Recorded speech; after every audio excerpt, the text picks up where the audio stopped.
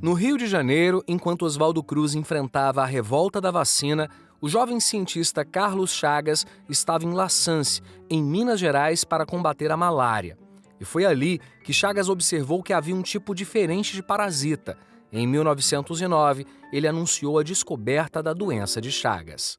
Então, para Carlos Chagas, a doença, a tripanossomíase americana, a doença de Chagas, ela foi, desde o início, caracterizada por ele como uma nova entidade mórbida do homem, para usar a expressão da época, ou seja, uma nova doença tropical, mas também um problema social, um problema médico-social importante para o Brasil e importante, sobretudo, para as populações do interior que não eram contempladas pelas políticas públicas e por praticamente nenhuma ação. A doença de Chagas pode ser transmitida de algumas formas.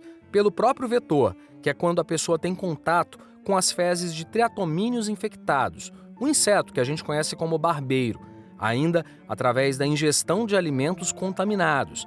De mãe para filho, quando a mulher está infectada. Isso pode acontecer na gravidez ou no parto, através de transfusão de sangue ou transplante de órgãos de doadores infectados. A gente tem duas fases da doença.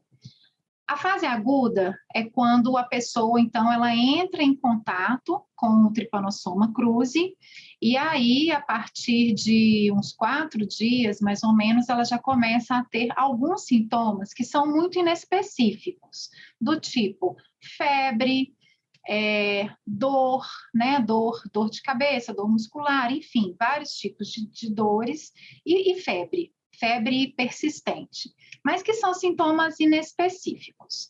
E esses sintomas, essa fase aguda, ela pode permanecer por até 2 meses, quando então a gente passa para uma fase seguinte que a gente chama de fase crônica.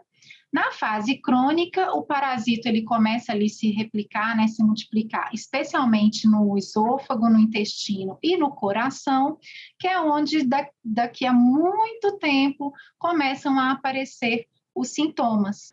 Na maioria das vezes, a pessoa só vai descobrir quando ela vai lá no cardiologista, faz o eletro e vê que existe alguma alteração, uma arritmia, e aí desconfia-se da doença de Chagas.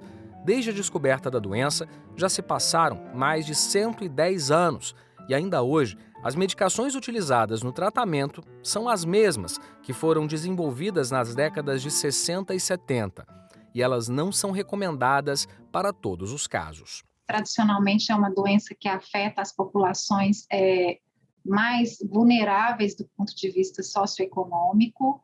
E o que nós temos de tratamento até hoje são medicações muito antigas, de fato. Então, a gente tem o nifurtimox e o benzonidazol, que são as duas drogas, né, que são usadas, e especialmente o benzonidazol.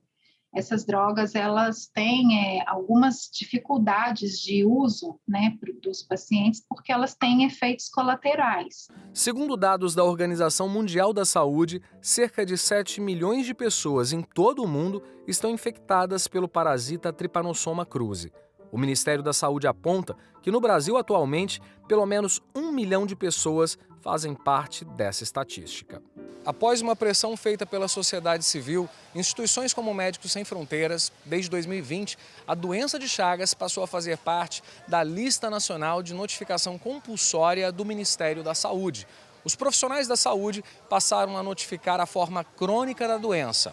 Antes, a notificação era apenas para casos agudos.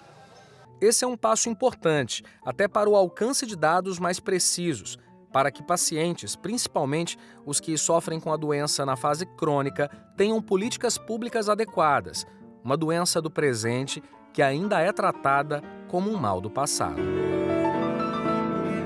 E apesar de ser uma doença centenária, a falta de informação sobre o mal de Chagas ainda é uma barreira a ser enfrentada. Pensando nisso, o Médicos Sem Fronteiras buscou uma forma diferente de falar sobre o assunto. A doença de Chagas ganhou uma edição na revista da Turma da Mônica.